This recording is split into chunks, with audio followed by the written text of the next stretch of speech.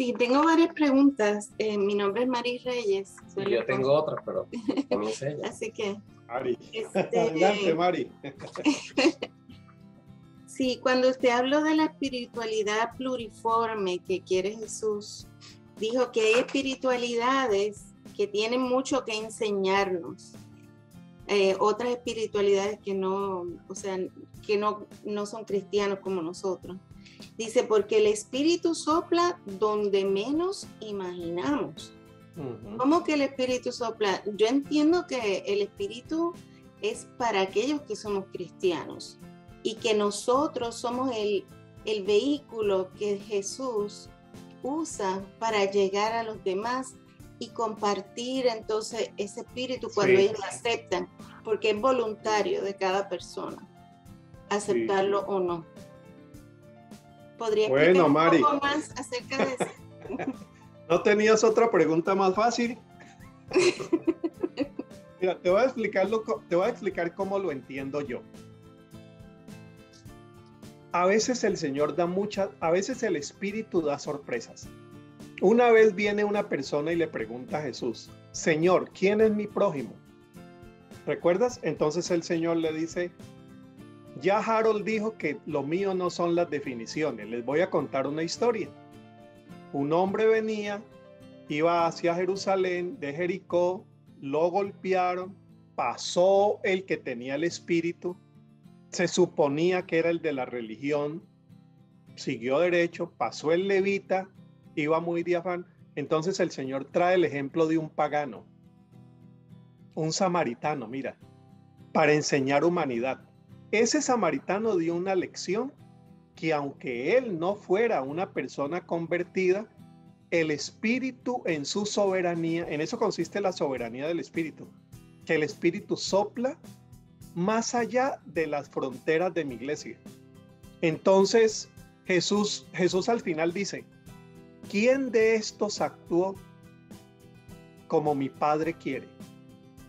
Entonces dicen, pues sí, el samaritano, que era por cierto enemigo religioso y político, porque ellos habían levantado otro lugar de culto y tenían una pelea de muchos siglos, pero mira eso, a mí me parece muy interesante eso. Una vez estando en Dominicana, yo escribí esa parábola en dominicano. Entonces yo ya ni recuerdo que había un chino que iba en una moto. Entonces se los voy a poner por ahí, voy a buscarle y los voy a poner para allí. Entonces atracaron a alguien y vino el budista y dijo, pues por acá pasó el pentecostal, por aquí pasó el metodista y el bautista y no hicieron nada. Y el chino budista lo levantó, lo llevó al hospital.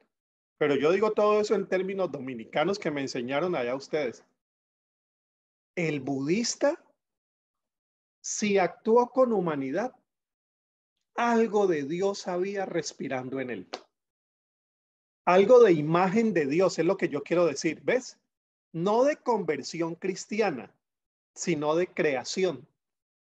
Y la creación está antes de lo cristiano. La creación dice que nos ha hecho imagen y semejanza de Dios y como seres humanos guardamos esa esencia de espíritu. Allí donde alguien actúa con sensibilidad, el espíritu de alguna manera rescata lo mejor que hay en esa persona y quizá por eso Jesús pone tantos ejemplos de personas que no tenían mucho que ver con la fe de Israel, o mejor, acuérdate de la mujer sirofenicia. Esa mujer viene y Jesús responde confesionalmente como una persona de su pueblo. A las ovejas fui enviado, no es bueno quitar el pan de los hijos y dárselo a los otros. Señor, pero los perrillos comen, ¿por qué no me dejas unas migajas? Y Jesús dice, nunca había encontrado una fe así. Mira, fe. Entonces le dice a la pagana, mujer, tu fe te ha salvado. Vete, tu hija ya está. Entonces hay una sorpresa, ¿no?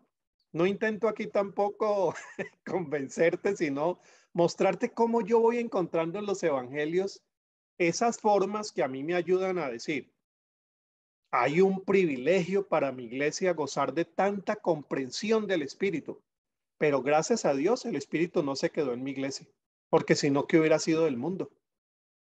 Allí donde se respira amor, justicia, bondad, respeto, fe, allí el Espíritu en su soberanía sigue soplando, porque bien como dije, el Señor menciona que hace salir su sol sobre buenos y malos, justos e injustos. No estamos hablando de la salvación, ¿no? De la salvación en Cristo, ya eso es otro tema. Bueno, como ves, más o menos esas son las intuiciones que yo tengo leyendo el Evangelio en clave de espiritualidad. Pero muy buena tu pregunta, muy buena, te agradezco mucho. Sí, muchas gracias. María Claudia quiere decir algo, Benito. Sí, María Claudia Naranjo. Perdón. Bueno, muchísimas gracias de verdad por esta exposición tan maravillosa, porque siempre toca mi corazón. Yo hablo mucho sobre esa espiritualidad integral, ¿no? Lo que yo quiero preguntarle al pastor Harold es, precisamente a lo largo, usted de todo ese tiempo como conferencista y explicando a las diferentes, vamos a decir, personas o pastores que pertenecen a las diferentes doctrinas, ¿cómo ve usted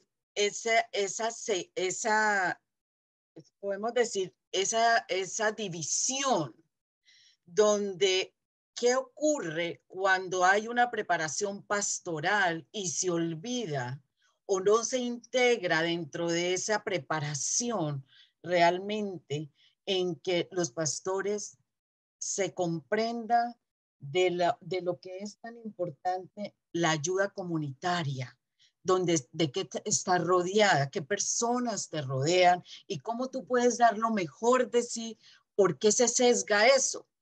¿Ya? Porque se explica en cuidado pastoral, pero cuando se llega a la vivencia pastoral, ya se perdió. Sí, sí. ¿Qué Bueno, ocurre? María Claudia, sí, yo te voy a dar también mis impresiones. Tú eres colombiana, ¿no? ¿De qué parte? De Cali. De Cali, somos caleños, ahí nos entendemos, entonces Así es. téngame compasión en la respuesta. Mire, ¿sabes? Hay un tema muy grande de espiritualidad que eso merece todo un tema, todo un tiempo aparte, que es el tema de nuestra naturaleza caída, nuestra humanidad siempre falible, que falla cuando menos pensamos y que siempre está presente. ¿Cómo lidiar con nuestra humanidad? Ese es un tema de espiritualidad. Porque allí donde se respira más santidad, muchas veces hay más inmundicia.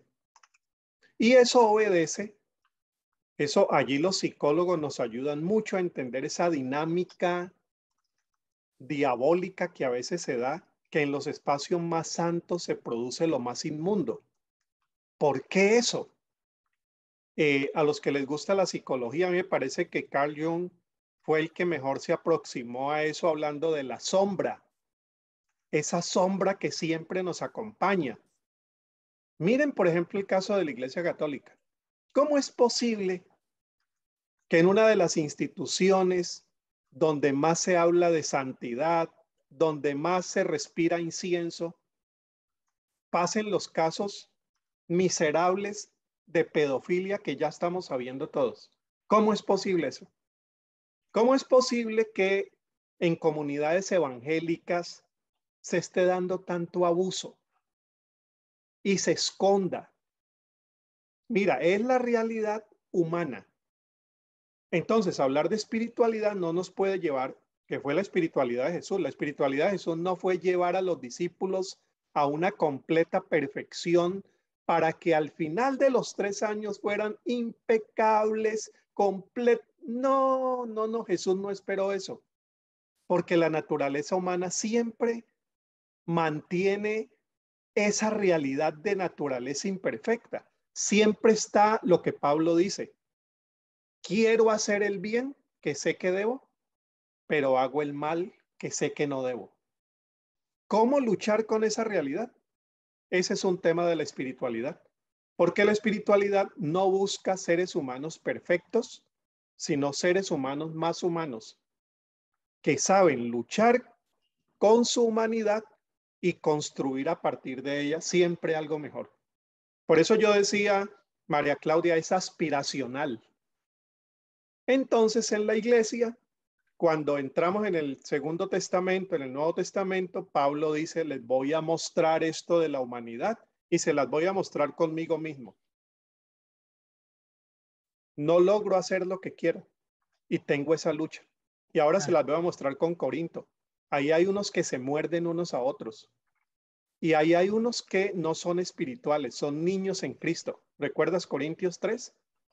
Entonces va mostrándonos esa realidad, que por eso yo decía, lo que necesitamos construir en nuestras iglesias son comunidades fraternas que entiendan esa realidad, pastoreen esa realidad, porque si lo que buscamos son comunidades de santos inmaculados, allí no vamos a tener sino herejes y gente disciplinada cada día. Hay que acoger no tolerando la maldad. No es eso, sino acogiendo como Jesús. Jesús vuelve otra vez a ser el modelo. Le dice, y aquí termino, Señor, aunque los demás te nieguen, yo no te voy a negar. Pedro, no me vengas con ese cuento. Hablaríamos en caleño, ¿no, María Claudia? No me vengas con ese cuento. El gallo no va a cantar 2 veces y ya me han negado 3. Yo no te amo por lo que me prometas. Te amo porque te amo. Pedro le pasa lo que le pasa, llora y es el primero en levantarse el día de Pentecostés a predicar. Pero ellos entendían la gracia, que ese es un tema grande de espiritualidad, ¿no? Bueno, mira, mientras pasamos a otra pregunta, dice Líban o Libán, el propósito del evangelio no es hacer mejores personas, sino salvar al pecador. Es cierto. Pero el evangelio, aunque procura salvar al pecador, salva al pecador para que sea un mejor ser humano. Porque si no, imagínate, Líban, una persona salvada para la eternidad y un abusador en su casa, que es lo que hemos tenido en muchas de nuestras iglesias. O una persona, no, entonces es, salva al pecador para que como criatura nueva contribuya a una nueva creación en una sociedad que pueda vivir en armonía, porque no todo el mundo va a ser cristiano. Entonces es la construcción de ese ser humano que viva, bueno, bajo el mandato del Señor, las leyes del Señor, y que eso lo lleve a ser ese ser humano que se proyecta en su sociedad. Es como yo lo veo, Líban.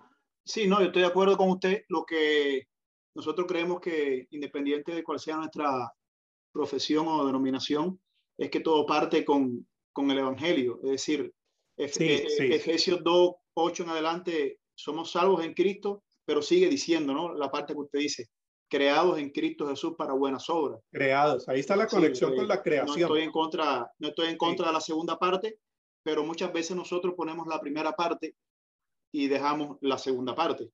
Es decir, debe haber un orden lógico. Es bueno. Sí. Buena la aclaración. Tu nombre es Libán. Bueno, Juan José nos dirá.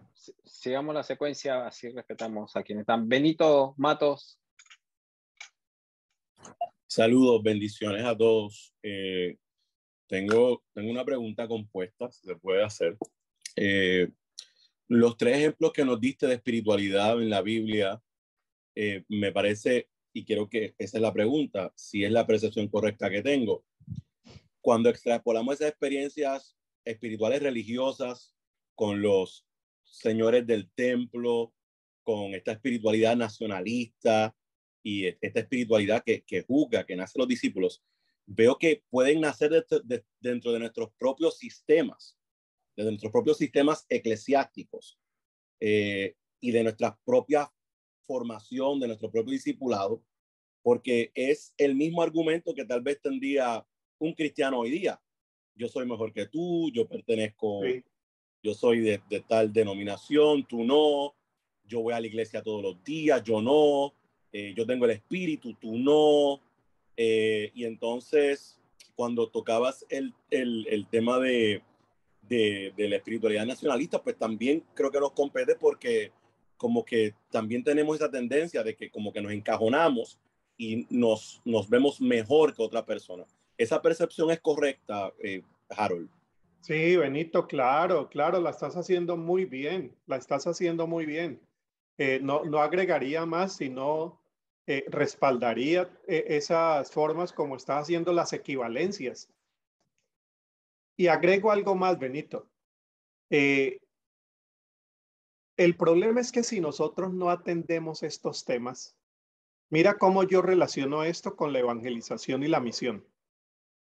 Tendremos muy poca oportunidad de evangelización con las nuevas generaciones, porque las nuevas generaciones son muy sensibles a la incoherencia de las iglesias, sobre todo en temas de derechos, sobre todo en temas de humanidad. La nueva generación tiene muy poco interés en la doctrina, mucho interés en los derechos y las sensibilidades humanas. Es esta generación la generación de animalistas, de ecologistas, de personas que trabajan en causas muy humanas, hablando de los derechos de primera, segunda y tercera generación. Estos temas que estás tratando tienen que ver con cómo expresamos el evangelio a esas nuevas generaciones. Si solamente nos quedamos con la declaración de fe y recibe a Cristo para que te vayas al cielo, el problema es que eso nos funciona a nosotros, pero no es discurso para la nueva generación. ¿Dónde está la respuesta? Menos Pablo, más Jesús. Los 4 evangelios. O Pablo interpretado a la luz de Jesús. Por eso hablábamos de espiritualidad centrada en el reino. Yo creo que Jesús sigue siendo cada vez más atractivo para los jóvenes, no así las iglesias. Bueno, entonces, Harold, pudiésemos decir que cuando nosotros miramos la falsa espiritualidad, el peligro recae dentro de la misma, dentro de nuestros mismos sistemas eclesiásticos. Sí. Porque a veces miramos como que la falsa religiosidad surge de otras religiones o de la no creencia divina. Que las hay, pero surge también por las formas de interpretarlo Jesús dentro de quienes más amamos a Dios, más estamos en el templo y más amamos la ley. Contra eso Jesús tiene un discurso que, bueno, ya lo vimos, ¿no? Pero muchas gracias, Benito.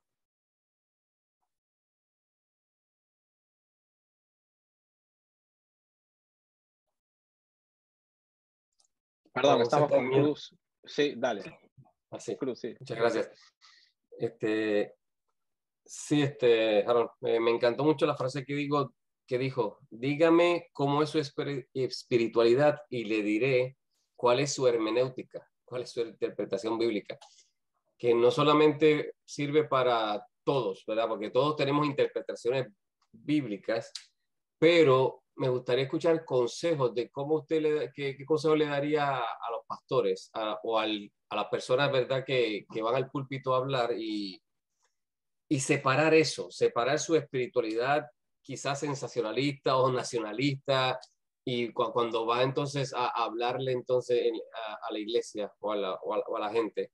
A mí yo creo que como humano se me hace difícil separar eso, ¿verdad? Porque es que así soy. Entonces, ¿cómo uno separar eso de la interpretación? La interpretación bíblica tiene que ser según Jesús, no según yo, mi espiritualidad. Sí. Y según el Espíritu. Amén. ¿Ves? Esa es la parte más importante que agregaríamos también. Por ejemplo, discúlpame, tu nombre, que es que no lo alcanzo a ver en la pantalla. Egui, mira lo siguiente. Donde hay un predicador machista enseñado a creer que el hombre es superior a la mujer, que él tiene que dirigir todo el hogar, que la voz de él es la que se respeta, ¿te imaginas cómo lee muchos textos de la Biblia? Eso en el caso machismo. Vamos a ponerlo en el caso adultocentrismo, donde hay un predicador que cree que los niños no piensan, que los niños son seres que están en formación y que todavía hay que dejarlos que lleguen a la edad donde su opinión sea valorada, que no tienen derechos. Mira esa construcción que es construcción cultural. Esa construcción no es bíblica, esa es una construcción cultural, social, pero con esa construcción va al texto bíblico. ¿Cómo interpreta el texto bíblico? Es decir, desde esa espiritualidad deformada, llega a una interpretación viciada. Pero ese tema creo que el doctor Barreda lo está pensando para traer una clase exclusiva sobre ese tema de la interpretación. Yo lo que voy a agregar antes de que él, que es el especialista, traiga esa conferencia es lo siguiente. Hay una gran relación entre personalidad y hermenéutica.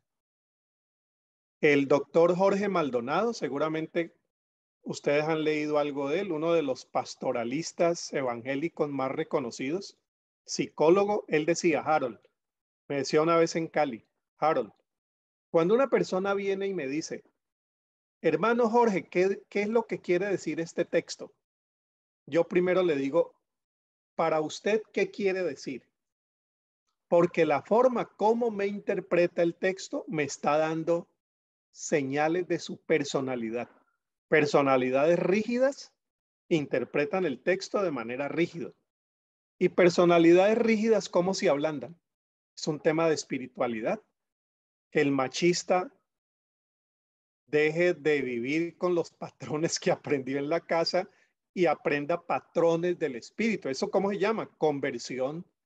Y cuando haya una conversión de nuestras sensibilidades, tendremos hermenéuticas más humanas y sensibles. Es por donde yo lo veo, pero pues es solamente mi perspectiva, ¿no? Mi perspectiva. Bueno, muchísimas gracias. Las preguntas son muy buenas, Juan José y Tom. Dan para toda otra conferencia de ustedes. Sí, bueno, yo creo que estamos en el tiempo, ¿no? Tomás, alguien ahí con iPhone, pues no tenemos un nombre, hizo un comentario, pero creo que estamos con el tiempo ahí justo y por ahí mejor nos quedamos así con un poquito de ganas, así venimos a la próxima.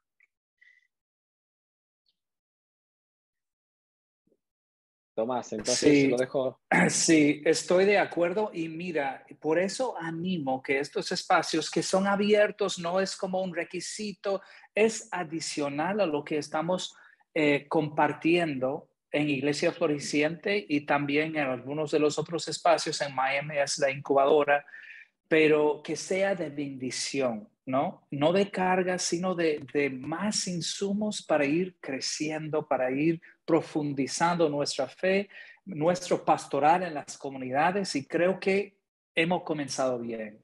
Yo estoy muy agradecido por Harold, por lo que tú trajiste a este grupo. Son pastores, plantadores de iglesias con raíces hispanas, son de Cuba, de Colombia, de Centroamérica, de todas partes. Hay unos chilenos, paisanos tuyos, Harold, pero radicados en ciudades grandes de los Estados Unidos y están realmente queriendo ser sal y luz en contextos urbanos de los Estados Unidos. Y ha sido un manjar, ha sido riquísimo. Quiero que Juan José vas a ayudar con Iglesia Floreciente a ver cómo animar, si hay más preguntas, si están digiriendo esto por más tiempo, si suben a leer o bajan el PDF que Harold con mucha generosidad está dándonos su libro en PDF para poder leerlo. Eso va a generar, y Juan José dijo al principio, por una semana vamos a tener en Google Classroom en otra aula que va a ser denominada webinars. Los que ya están en Miami sé que están en Google Classroom. En Houston van a tener instrucciones pronto para entrar en el Google Classroom.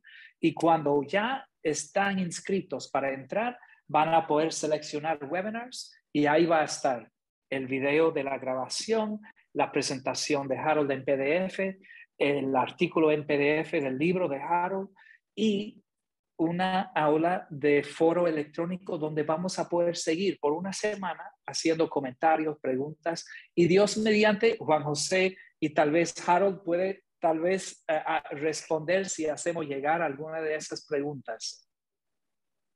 Perfecto. Entonces, Sí. ¿Cómo podemos suscribirnos al Google Classroom? Bueno, justamente esta semana nos vamos a estar comunicando con ustedes por medio del email, así que les pedimos que estén atentos a ello y se van a comunicar. También estuvimos hablando con Ramis, que nos está ayudando, que está haciendo toda esta parte tecnológica. No sé si Nilsa quizás quiera comentar algo. Para aquellos que, ¿verdad?, que fueron de clases pasadas o que no necesariamente, como que aquellos que están en Puerto Rico, en Santo Domingo, o alguna persona que no necesariamente está directamente vinculada con Iglesia Floreciente, solamente me tiene que dejar saber y les vamos a estar mandando por email aparte. No se preocupen, los que tienen, ¿verdad?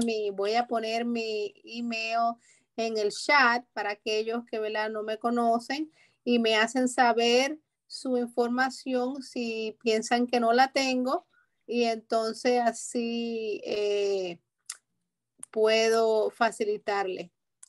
Que lo voy a poner aquí. Excelente. Gracias, Félix, por participar. Nilsa Oyola es la directora de Iglesia Floreciente, está basada en Miami, es la directora de City to City Miami y ella realmente es su iniciativa que estamos construyendo esto de los webinars.